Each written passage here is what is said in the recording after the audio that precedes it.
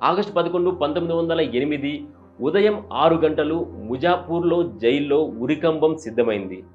చేతిలో భగవద్గీత పట్టుకొని మొహంలో చిరునవ్వుతో ఖుదీరాం ఉరికంబం వద్దకు నడిచాడు. ఆయన ఆఖరి మాటలు వందే మాతరం. ఉరితాడును తానే ముద్దాడి మెడకు తగిలించుకున్నాడు.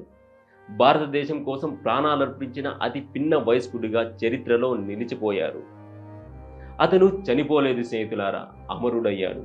ఖుదీరాం ఉరి తరువాత దేశమంతటా విప్లవాగ్ని రాజేసింది.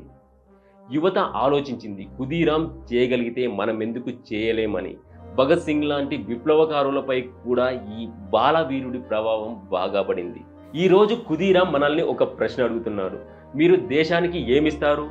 డబ్బు కాదు, పదవి కాదు, నిజాయితీ, భద్రత, దేశం పట్ల ప్రేమ. ఇవే ఆయన కోరింది.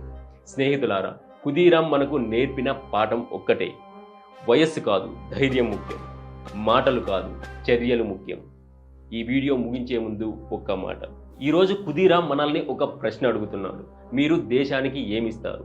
డబ్బు కాదు, పదవి కాదు, నిజాయితీ, బాధ్యత, దేశం పట్ల ప్రేమ. అవే